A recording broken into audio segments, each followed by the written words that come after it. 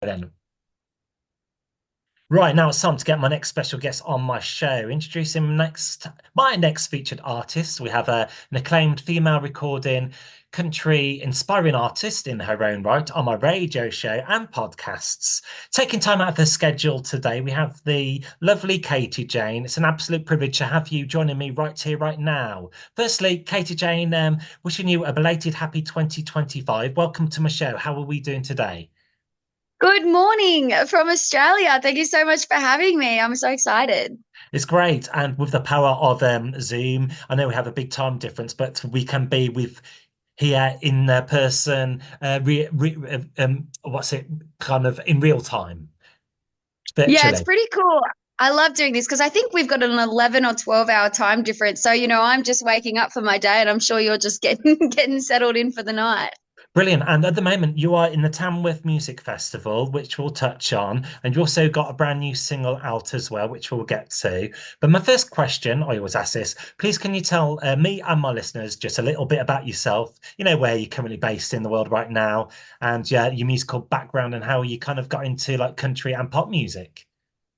Sure. My name is Katie Jayne. I'm coming to you live from Australia right now in the country music capital of Australia, Tamworth. I'm currently at the Tamworth Country Music Festival, which is like a 10-day full-on festival that we have here. It's one of the biggest ones we have. And interestingly, I actually started my country music career in the UK. So I came over to the UK on a little visa thing, and I settled in Bournemouth, and I met some of the guys that I started a band called Southern Junction with, and we got to play so many amazing festivals. We got to play the London O2 Arena for C2C Fest. We did the Buckle and Boots Festival, FSA Fest. I'm not sure if that one's still around anymore, but my very first gig as an artist was the Isle of Wight Festival, headlined by the original lineup of Fleetwood Mac in 2015. So I have such a love, and I honestly have so much nostalgia for England. So it's so cool to be here Yeah. today. I come home in 2017, and I started a solo career, and it's going as well as can be expected. So yeah, I actually got my roots from England, and to do country music in England was amazing too. So Yeah. it is really cool to be on your show. Brilliant. Yeah, it's really took off country music, hasn't it? Seems like you're going to be into your 10th year now. Also, you've so much going on. You're already on a flying start in 2025. Well, it's interesting because they say it takes 10 years to launch a career. An overnight success has got at least 10 years worth of hard work behind it. So I'm really looking forward to this year and seeing what happens. Like, we are working so hard, but yeah, I'm ready. I'm ready to go. Yeah, it's great to see so many like modern country artists in the charts right now. Suddenly coming out, I know they've been like going for a long time, but suddenly coming out of nowhere, like, Lainey Wilson once quoted that country music is cool again.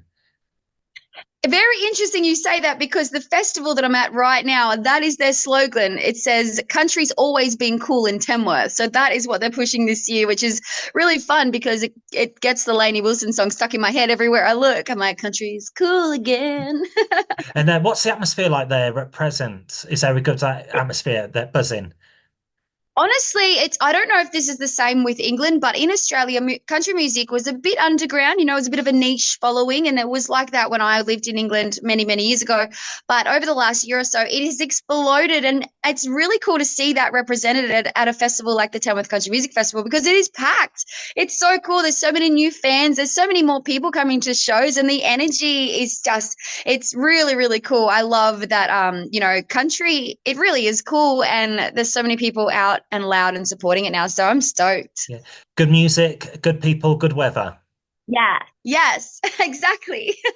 Fantastic. And your latest efforts, or a brand new single, it's called He Had Me at Hello. Can you tell me what's the story behind this one? Well, he had me at hello. This is my new merchandise shirt, which is very cute. We just made these ones.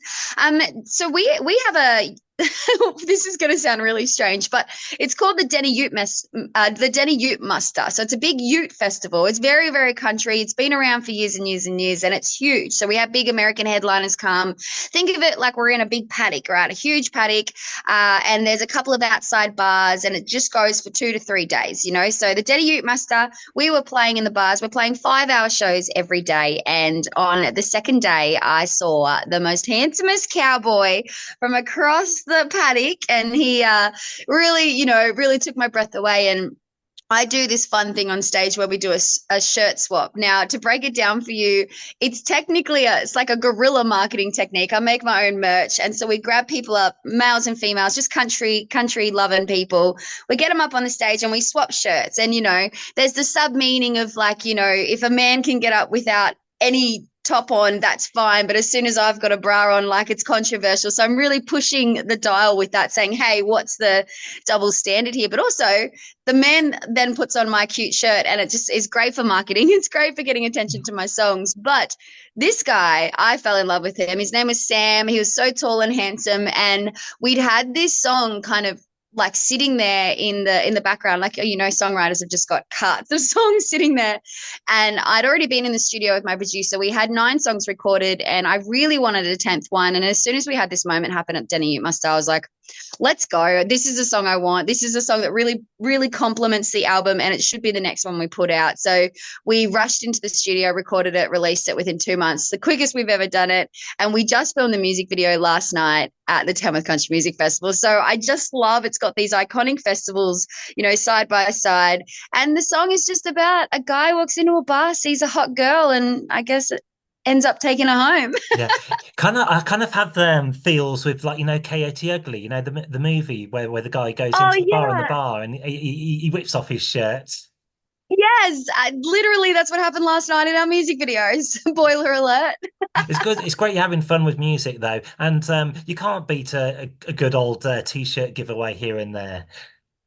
It honestly, it's been so it was an accident the first time I did it and it went viral. So I was like, right, let's go. This is a thing. This is so cool. And Yeah. hopefully the byproduct is a lot of people, they happen to find my music in the process. So that's the hope. Yeah. So new single out, new video out. So you're performing in the Tanworth Music Festival, Living the Dream. Would you like to say to listeners who haven't listened to your music before, like to check out like your previous catalogue and discographies? Yeah, definitely. Look, I write songs for girls like me. I think it's the easiest way to be authentic as an artist. Once I realized, what my voice was and that I had something to say. So if you're watching this right now and, you're a fan of female country music, you are a female yourself, I wrote my life story in the last 10 years and we're putting it on a record. So I know that there's going to be something you can relate to. A lot of the songs are very empowering too. I've been on my own journey of mental health and figuring out who I am. And I'm a really big fan of women and I really, I love the country music genre. So these songs are honky tonk, they are just so fun and I'm really proud of the music we've been putting out. So I'd love for you to check it out if you have the time. Yeah. Well, you've released a string of singles, one after one, bang, bang, bang. Maybe we can touch on a few. Okay, my next one was you were busy promoting last year a track called "I Don't Get Mad, I Get Even." Where did this Yeah. inspiration from that song come from, and who did you write with on that song? Yeah, it's interesting. When I was in England, this song was written in that time frame. Like I said, these songs have been written over the past 10 years. I wrote this with a guy called Troy Kemp, who's an Aussie icon, lives in Nashville now. And we wrote 4 songs in one day, and these were one of them. And I had the work tape, again, sitting in my back pocket. But recently, in the last 12 months, I had an instance with a former musician of mine where I let them go and then they hocked my guitar. And I honestly, that song came flooding back to me. I was so mad. And in the chorus, it talks about hocking a guitar. And I was like, I don't get mad, I get even. And out of nowhere, it's like I rang my producer. I'm like, I know what? I know the next song we're recording. Like, this is what we're doing. And it's so high energy. We got fiddle from Nashville as well, Tim Crouch. And it's just, it doesn't stop, this song. You should see us do it live. It was so funny. My band is like, Katie, how are we going to do this? But they smashed it. And it's one of my favorites to perform. There is no time to breathe, but it is high energy. And you know what? Don't mess with me. Yeah, I guess in life, I agree. Sometimes in life, when you get a little bit of frustration, the power of music, you can use that constructively and write songs and 100%. have fun with it. Yeah, and look, it was so cathartic because for my old employee essentially to do that to me, that was the song I wrote that was the guitar I wrote so many of my songs on. Some of my biggest songs were written on the guitar. And for him to take it away from me like that, I was really upsetting. And like, you know what? I did get even that he doesn't get to be in my space anymore. He doesn't get to work with me. I get to move on with my life, make more music. I get to make. I'm living the dream right now. I'm making Yeah. country music and singing my songs, and he doesn't get to be a part of that. And if that took losing my guitar over, then you know what? We're even. I'm good. Yeah. It sounds like just by you talking to me, you've had the last laugh anyway on that Yeah. that one. One that, and there's so many records wanted to talk about you. Okay, the next one is Booty Call as well. What's this song entail? This is so funny because this was the first song that was written. I actually did the original demo in England. I had a boyfriend at the time, and he was a rocker. One of those rockers. Like that's my English accent. Sorry. And I convinced him. His dad had a recording studio. I convinced him to come and like help me bring this song to life. So I'd written it, and little did I know this rock star just played the most perfect country lick. So if you listen to the country lick that ended up on the recording, that was his. That was made up from in sunny Bournemouth. But this song was written because I just got so annoyed. I had this guy in my inbox, and he was like, "Hey, how's it going? Hey, how are you?" And in his profile picture was him and a girl, right? And I'm like, "Why are you messaging me? Why are you coming at me when there's a girl in your profile picture?" So I said that to him. I said, you know, "What are you doing?" And he goes, "That's my sister." I was like, "Whatever. Like you're lying. I don't care." And I think I went off at him. And then it turned out it really was his sister. So don't worry about that. Let's not let the truth get in the way of a good story. But it inspired the entire song. The verse says, "Don't you think I know that's not your sister in your profile pic?" And that's how the song was written. It's "I ain't your booty call." But yeah, it actually was his sister. So I feel kind of bad, but like also it's a good song. So Yeah, great backstory that one is as well. So yeah. you've released a string of singles. Have you released an EP, or will this come to an album in good time? The album, yeah, we're working on an album. So I have a lot of I've been releasing singles since about 2018, and they've never officially been on an album. I've got an acoustic EP out. I've got a bootleg album. The songs are sort of just slapped onto them. But this project that I'm working on now, I think the one we just released, He Had Me at Hello, it's number 5. We've got another 5 in the bank, ready to go. And that will be a 10-track album, my official first one. We're going to release it properly through all the right channels, and, try and go in for the ARIA charts or the Golden Guitar Awards or whatever, the Australian Yeah, version of the BCMA Awards, So yeah. it's official this time. I've got it. I've got it worked out, I think. Exciting. What's your take on CDs? Do you think there's still a demand for them, and would you release a CD album if there was a demand from the fans to do so? Definitely. And I think it's the same in the UK. I think I can safely say this, but the country music fans are the biggest supporters of music. They love buying merchandise, and for me, physical CDs are a part of that merchandise experience. So we still sell CDs. Like I said, I've got those bootleg ones sitting on my merch desk. Digital, I don't know if you can call it an album when it's digital, because if it's not in order, is it really, But on a CD, it's curated like the artist wants you Yeah. to hear it. So we will definitely be releasing them. We'll look at releasing some vinyl too. They sell quite well, which is Nice. interesting. But yeah, country music fans just love buying merch, and Yeah. I love making it for you. So Nice. Definitely, I can say with a CD, you feel like you own the CD, and you've yeah, helped the artist in the way. 100%. And with my next question, I was going to ask you, do you like to do meet and greets with your fans, like your in-store performances as well? What do you like about that aspect? That's my favorite thing. Actually, we've been busy making friendship bracelets for the festival. So we really do take the time to try and have Mm, that interaction. And I think it's because I'm a country music fan. Like I started my career late, but I've always been the one in the crowd looking up at the artist, and I know what that feels like. So when I'm on stage, joining those two worlds together is so important. And then when you finish the show, talking to people afterwards, that seals the deal, getting to know them, taking a photo, and just making sure they had a good time, and making sure you're having that connection. It's just the most important thing to yeah, me. it's nice we've got that personal one-to-one now with the fans and the artists. Back in the day, you never had that opportunity to meet and greet, but now it's become more commonplace And as we go on. I think the most important thing about the meet and greet, like if you're listening to this and you're a fan of country music, it's really important to the artist. We need to know that somebody's listening. We work so hard trying to put music out, and to live in an echo chamber where you never meet people who actually listen to your music. It's debilitating. So Mm. meet and greets are the things that keep me growing, like Yeah, keep me making music, because it's like, oh my God, someone cares. Someone is actually out there and I'm not just talking to myself. So it's so important and yeah. so fulfilling for me. It's nice to put a face to a Yeah. fan's name, isn't it? Yeah. 100%. Yeah, Just nice to and have them. yeah, no, brilliant. Also, you write loads of songs. Do the ideas come naturally, flow into your head, or do you have to take time to think, and write down ideas? Can it be quite challenging and have a creative slowdown sometimes?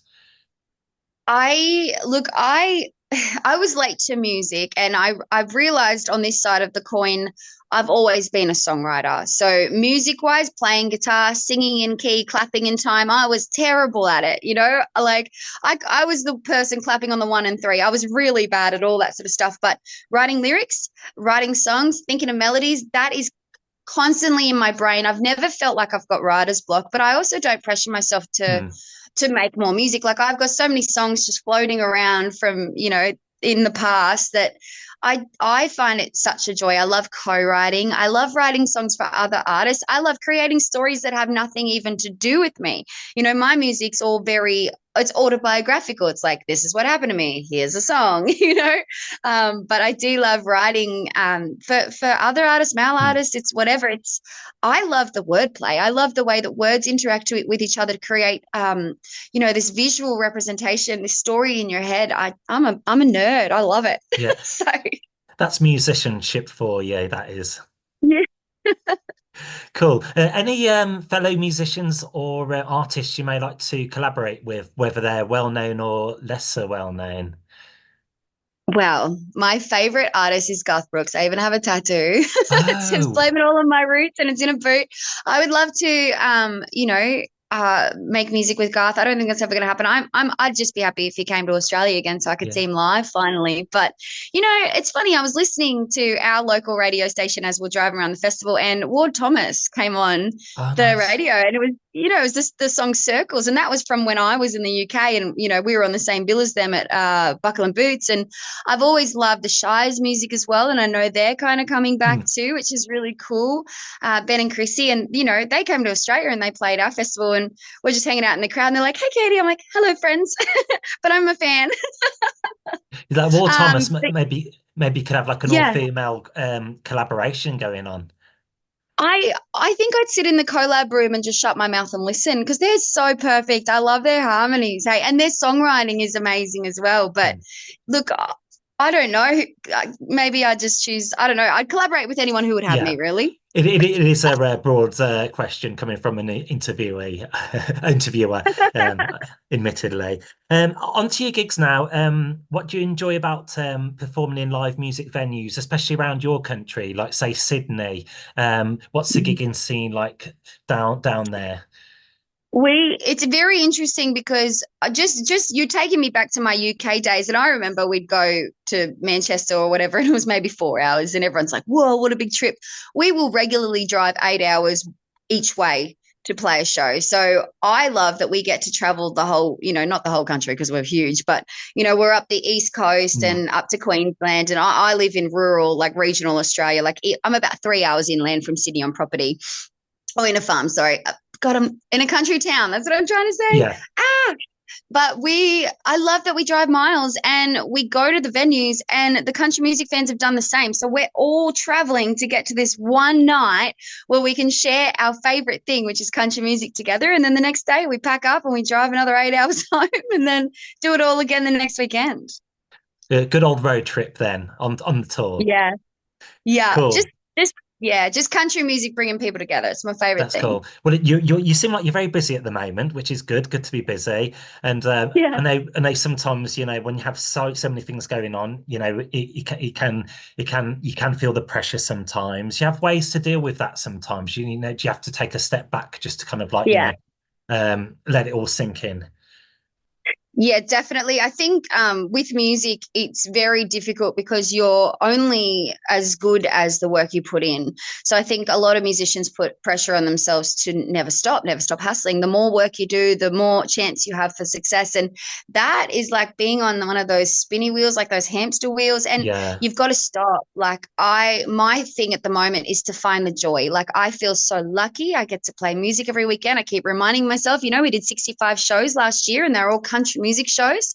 So to stop and smell the roses, to find the joy on stage, to look at my band members, like I try and make myself stop and be present and smile at my bass player and say, hey, like, we're having a great time, really pay attention to the fact that we are here in this moment and we've worked hard and we're doing the best we can. So yeah, just enjoy it.